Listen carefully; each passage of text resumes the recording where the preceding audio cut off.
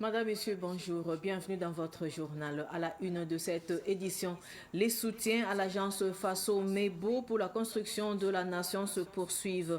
L'association Bahiri Noma des Orpailleurs a répondu à l'appel du chef de l'État en apportant un don en appui au développement national. Les détails au début de ce journal.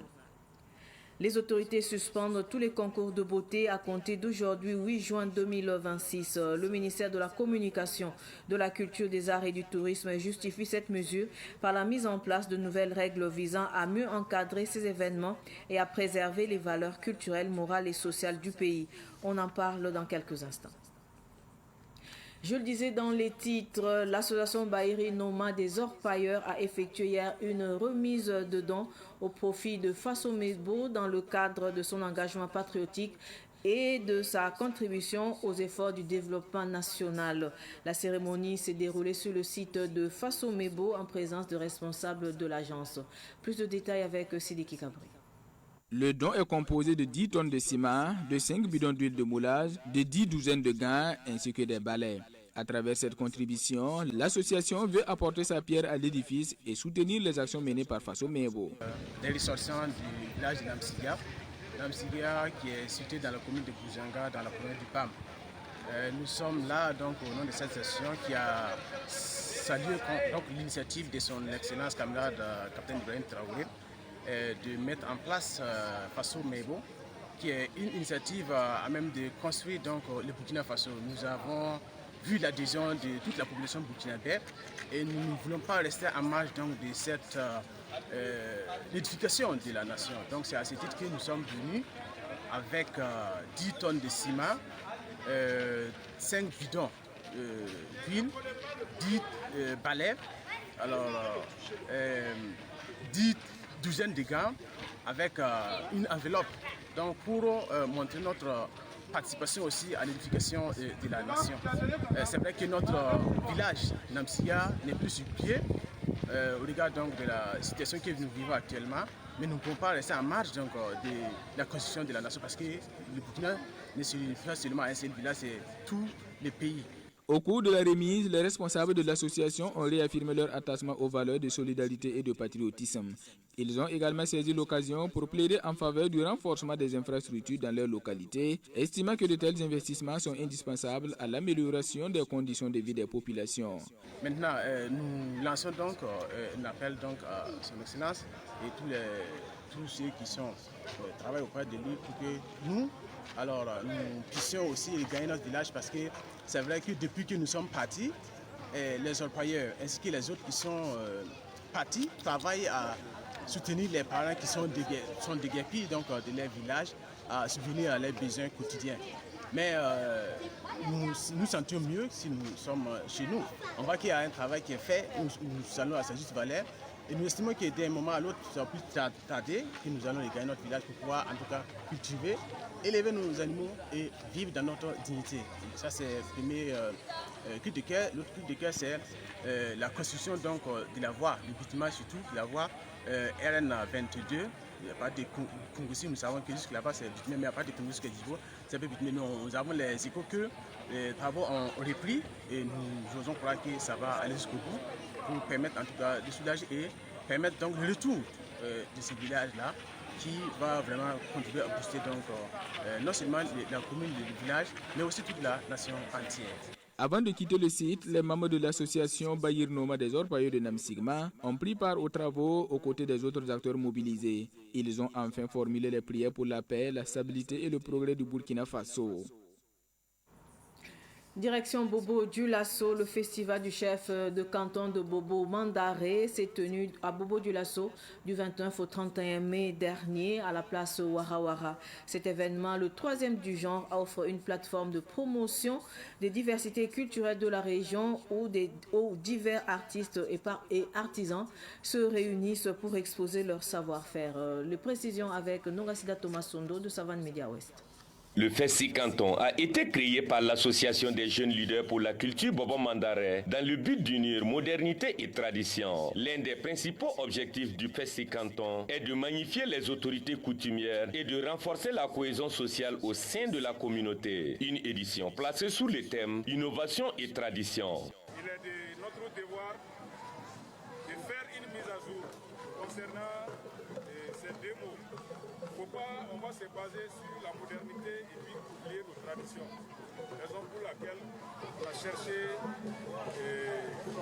à unir ces deux mots-là tout en choisissant ces thèmes l'innovation et la tradition quand le passé éclaire l'avenir.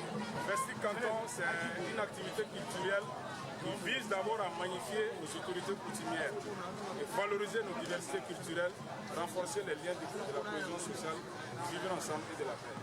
En réunissant des participants de divers horizons, le Festi Canton promet également le dialogue entre les générations, permettant ainsi un échange enrichissant sur les valeurs culturelles. Wapassi Nabasaba, coparrain de la 3e édition, se réjouit de l'évolution de cette manifestation. J'apprécie beaucoup cette initiative parce que ça permet de rassembler les fils et filles de Boba Djilasso, ça permet de rassembler les chefs coutumiers, les religieux, les militaires et paramilitaires. Plusieurs monde est là pour magnifier cet événement.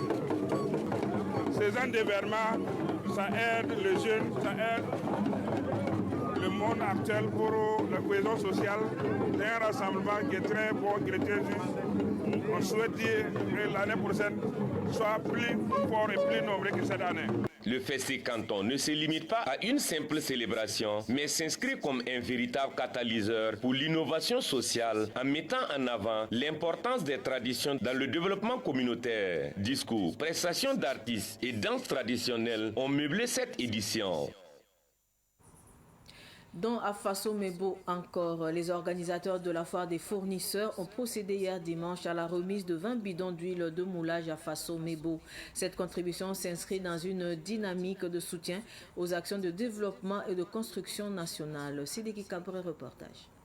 Cette remise intervient dans le cadre des activités préparatoires de la foire nationale des fournisseurs et revendeurs du Faso. À travers ce geste, les responsables de l'événement entendent témoigner leur engagement citoyen et leur attachement aux valeurs de patriotisme, de solidarité et au développement du Burkina Faso. Nous avons apporté des bidons d'huile pour les vidanges qui va permettre de maintenir l'état de fonctionnement normal des véhicules. Tout l'ensemble des organisateurs de la foire nationale des fournisseurs et revendeurs pour apporter notre pierre à la construction de la nation à travers des travaux d'intérêt commun.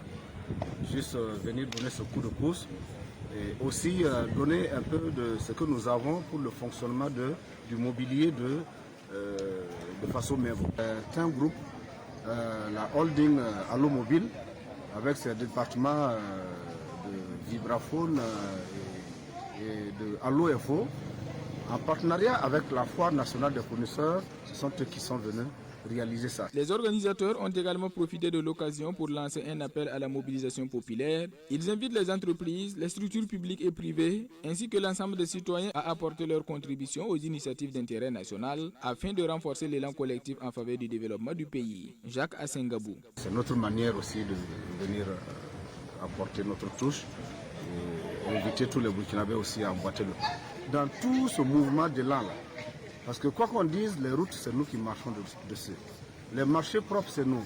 L'environnement propre c'est la santé. Pour rappel, la première édition de la foire nationale des fournisseurs et revendeurs se tiendra du 10 au 14 juin à Ouagadougou. Cet événement se veut un cadre de rencontre, d'échange et de promotion des acteurs de la chaîne d'approvisionnement et des fournisseurs de biens et services. Je le disais également dans les titres, le ministère de la Communication, de la Culture, des Arts et du Tourisme a annoncé la suspension de tous les concours de beauté au Burkina Faso à compter d'aujourd'hui, 8 juin 2026. Selon le ministère, cette décision est prise en raison de nouveaux textes réglementaires qui sont en cours d'élaboration pour mieux encadrer et harmoniser l'organisation de ces événements sur l'ensemble du territoire national. Les autorités estiment qu'il est nécessaire de fixer des règles plus claires pour garantir le respect des valeurs culturelles, morales et sociales du pays. En entendant l'adoption et l'entrée en vigueur de cette nouvelle réglementation, aucun concours de beauté ne pourra être organisé et aucune autorisation ne sera délivrée aux promoteurs ou organisateurs. Selon le communiqué du ministère, cette mesure vise à assainir et à structurer le secteur tout en veillant à la préservation de l'identité culturelle burkinabé et à la promotion des valeurs nationales. La suspension reste en vigueur jusqu'à la mise en place du nouveau cadre réglementaire. Parlons de littérature avant de clore cette édition d'information. Là où tout semblait perdu, de l'oubli à l'excellence par la mobilisation communautaire est le tout premier ouvrage du docteur Abdallah Ouedraogo, médecin spécialiste en santé publique. Le livre à teinture autobiographique a été dédicacé ce vendredi au Sénasa à Ouagadougou. Le compte rendu de Ahmed Joël Compor. L'espoir existe aussi pour toi. C'est avec un ouvrage de 260 pages, subdivisé en 13 chapitres, que le docteur Abdallah Ouedraogo fait son baptême de feu dans le monde des écrivains, là où tout semblait perdu. Ce livre retrace l'histoire et la contribution du docteur Abdallah Ouedraogo à l'amélioration des conditions de travail au CMU Goungé 6. On veut juste démontrer que c'est possible, comme je l'ai dit. Ça veut dire qu'on ne doit pas tout attendre de l'extérieur. C'est nous qui sommes les premiers bénéficiaires de nos centres de santé, alors c'est nous qui devons être les premiers acteurs. Étant donné qu'on a déjà eu un premier livre qui est sorti, forcément on va encore écrire, parce qu'en écrivant, on a raconté des choses et nous on s'est sentis un peu libérés, donc forcément on va encore écrire.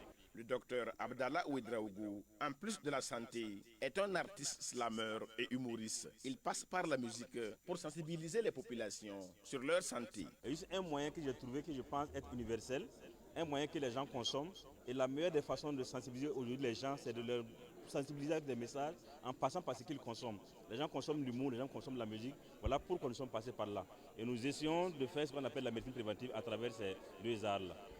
Pour la cérémonie de dédicace, le ministre de la Santé, patron de la cérémonie, a été représenté par son directeur de cabinet, Dr Adjima Kombari.